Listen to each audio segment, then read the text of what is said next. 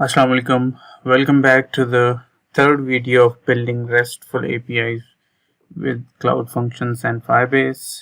In this video हम basic structure create करेंगे JavaScript की web app का for backend. So last lecture में हमने अपनी application create कर दी थी. Now we have to create a database. So उसके लिए हम जाएंगे Firestore database में और हम अपनी एप्लीकेशन के लिए डेटाबेस सेटअप करेंगे. So click on create database. तो अभी हम प्रोडक्शन सेटअप नहीं करते, सो हम टेस्ट मोड पे बनाएंगे अपने लिए Firebase database. So start in test mode पे सेलेक्ट करने के बाद नेक्स्ट के बटन पे क्लिक करना है. ठीक है, उसके बाद आपने नियरेस्ट सर्वर चूज़ करना है. नॉर्मली मैं इसी को लेकर चलूँगा, बट जो भी आपके रीजन के नियरेस्ट सर्वर होगा, ठीक है, उसके अकॉर्डिंग आप लोगों ने वो सर्वर सेलेक्ट करके इनेबल कर देना है. जैसे ही आप इनेबल करेंगे तो it will take a little time और उसके बाद आपकी नॉन एसक्यूएल डेटाबेस फायरबेस की क्रिएट हो जाएगी. अच्छा, हमें वेब ऐप क्रिएट करने के लिए कुछ बेसिक चीज़ों की ज़रूरत पड़ती है. तो उनमें से एक हमारी जो है वो डेटाबेस क्रिएट हो गई है क्लाउड फायरस्टोर की, नॉन एसक्यूएल डेटाबेस क्रिएट हो गई है. अब हम इसकी तरफ फर्दर बाद में आते हैं. और हमने सबसे पहले करना क्या है? अब हमने करना ये है कि आपने सबसे पहले कर लेना है NodeJS को इंस्टॉल, क्योंकि हम एप्लीकेशन बनाने के लिए नोड को यूज़ करेंगे. ठीक है, और आप लोगों ने इंस्टॉल कर लेना है पोस्टमैन को. ठीक है, आप सिंपली postman.com के ऊपर जाएं और सिंपली अपने ऑपरेटिंग सिस्टम के अकॉर्डिंग पोस्टमैन को डाउनलोड कर लें. बिकॉज हम जो अपनी APIs हैं उसको टेस्ट करेंगे अपने पोस्टमैन के ऊपर लोकल सर्वर पे. लोकल सर्वर जो हम फायरबेस का क्रिएट करेंगे उसको हम टेस्ट करेंगे अपने पोस्टमैन के ऊपर. सो ये दोनों सॉफ्टवेयर आप लोग इंस्टॉल कर लो. फर्दर हम अपनी वीडियोस मैं आप लोगों को एक्सप्लेन करूँगा कि हम इसको कैसे यूज़ कर सकते हैं. मैंने चूँकि ऑलरेडी इंस्टॉल किया हुआ है तो मुझे उसकी ज़रूरत नहीं है. तो वापस चलते हैं अपने प्रोजेक्ट की सेटिंग में, और हमने जो ऐप क्रिएट की थी इसमें सबसे पहले हमने आप लोगों ने क्या करना है, फायरबेस को इंस्टॉल कर लेना है. और मैंने फायरबेस बस आपने सेम कमांड यहाँ से कॉपी करनी है और कॉपी करने के बाद यहाँ पेस्ट कर देनी है. मैं इंस्टॉल नहीं करूँगा क्योंकि मेरे पास फायरबेस ऑलरेडी इंस्टॉल्ड है. आप लोगों ने सबसे पहले फायरबेस को इंस्टॉल कर लेना है. फायरबेस इंस्टॉल करने के बाद आपने फायरबेस में लॉगिन कर लेना है. ठीक है, आप फायरबेस लॉगिन पे टाइप करोगे तो आपसे पूछेगा कि allow Firebase to collect CLI using error reporting information. हम बोलेंगे यस. तो उसके बाद आपने वो अपना अकाउंट चूज़ करना है जो अकाउंट आपने लिंक किया हुआ है अपना फायरबेस के साथ. तो मैंने अपना एग्जैक्ट सेम अकाउंट लिंक किया हुआ है. मैं अलाउ कर दूंगा फायरबेस को. So click on allow. अच्छा, ये फायरबेस CLI लॉगिन हो गया सक्सेसफुली. तो मैं वापस जाऊंगा अपने,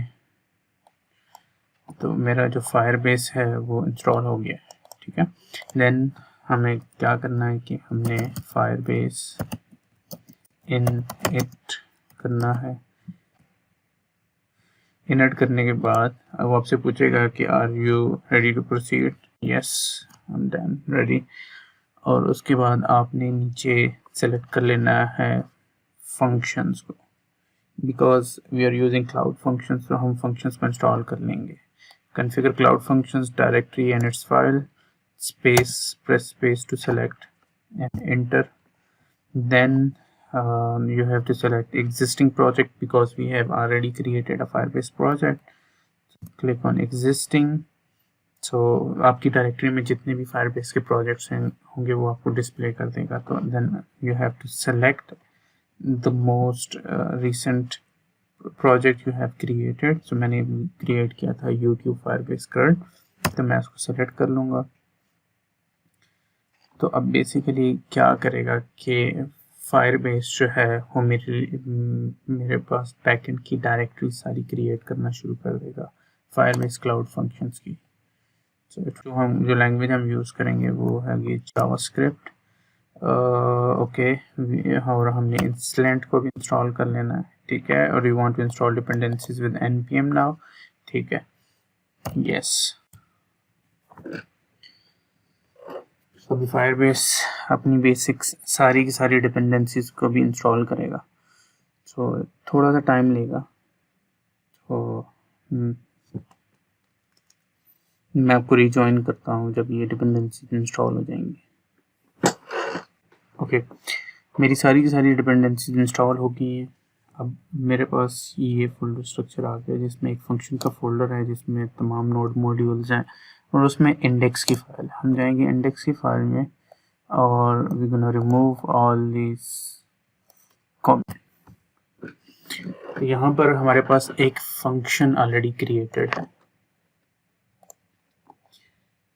अच्छा, अब हमने कुछ डिपेंडेंसीज अपने पास इंस्टॉल करनी है जो हमें बैकएंड ऐप क्रिएट करने के लिए अब हमें कुछ डिपेंडेंसीज इंस्टॉल करनी है जिनकी हमें ज़रूरत पड़ेगी अपनी बैकएंड ऐप इंस्टॉल करने के लिए, ठीक है, एक्सप्रेस ऐप इंस्टॉल करने के लिए। अब एक्सप्रेस ऐप इंस्टॉल करने के लिए यूज़ करने के लिए हमें सबसे पहले एक्सप्रेस की डिपेंडेंसी इंस्टॉल करनी पड़ेगी। So we're gonna type Control C, then npm I express. Okay, express install हो गया है। then npm I next dependency जो हमें ज़रूरत है वो है कोर्स की, ठीक है। तो npm कोर्स भी इंस्टॉल हो गया है, बेहतरीन। ओके, नाउ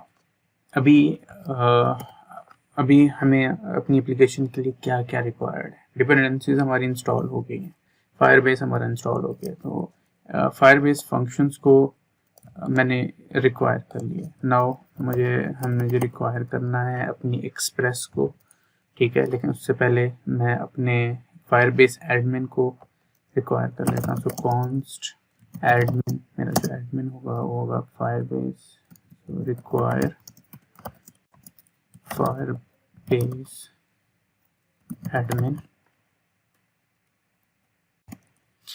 then मुझे जो रिक्वायर है वो है एक्सप्रेस,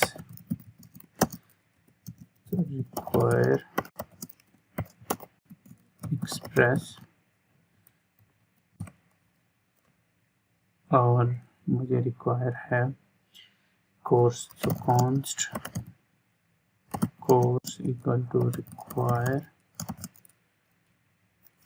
कोर्स, ठीक है। It's like we are importing these dependencies. अच्छा, नाउ अभी हमने क्या करना है कि हम एक एक्सप्रेस की ऐप क्रिएट करेंगे। सो ऐप क्रिएट करने के लिए const app, we will be creating this app using express. So express, और इसको हमने लिंक कर देना है कोर्स के साथ। सो app dot use course origin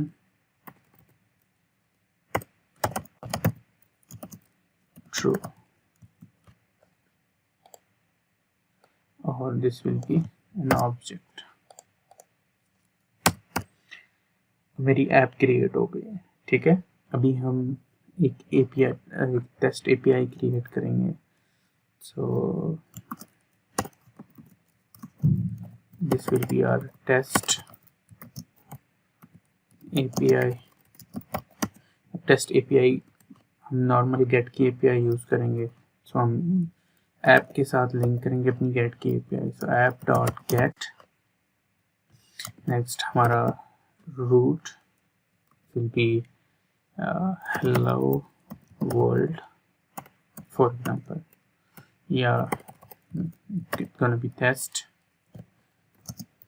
और second parameter will be a request, our callback function, so it will be arrow function inside parentheses, और उसमें जो चीज़ हम गेट कर रहे होंगे, वन विल बी रिक्वेस्ट और other will be the response. और जैसे ही ये राउट एक्सेस होगा तो क्लाइंट की तरफ से हमेशा कुछ ना कुछ रिक्वेस्ट हो रहा होगा, ठीक है। उस रिक्वेस्ट की बेस पे कुछ ना कुछ हमारी एपीआई को रिस्पॉन्स करना पड़ेगा, ठीक है। सो हम रिटर्न कर देते हैं रिस्पॉन्स जब भी ये एपीआई एक्सेस हो। सो response res dot status it will be 200, success status will be 200 dot send, और रिटर्न में क्या करवाता हूँ, हेलो वर्ल्ड, ठीक है। Let's test this API. So before testing this API we have to run our localhost server. So inside a function we have package.json. So to start a function we have to use this serve command. So first मैं अपने इस function वाले folder के अंदर जाऊंगा. So ls okay, so cd functions, I'm inside the functions folder, और इस function के अंदर I'm gonna use npm, I'm gonna use npm run serve.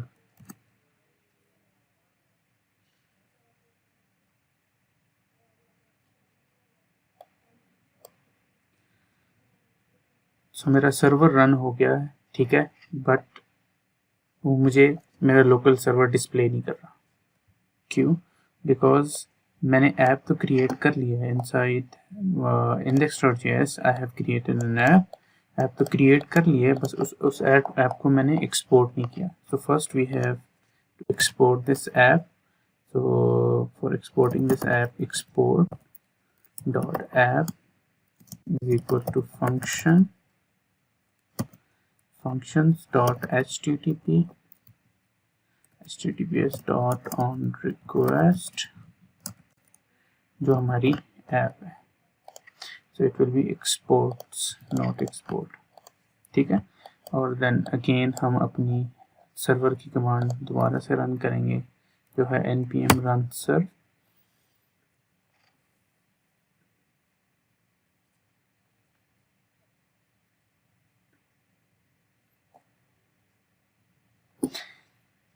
सो ये हमारे फंक्शन है, ये हमारा रीजन है जो हमने सेलेक्ट किया था, ठीक है. और उस रीजन के अकॉर्डिंग उसने मुझे एक HTTPS local server, local host का उसने मुझे लिंक क्रिएट कर दिया, ठीक है. अब ये लोकल होस्ट सर्वर का जो लिंक है उसको मैं एक्सेस करूँगा अपने ब्राउज़र के अंदर. सो ये slash name of the API, क्योंकि अब मेरा सर्वर लोकल होस्ट का सर्वर चल रहा है, देन जस्ट मैं अपनी API का नाम टाइप करूँगा after this local host server.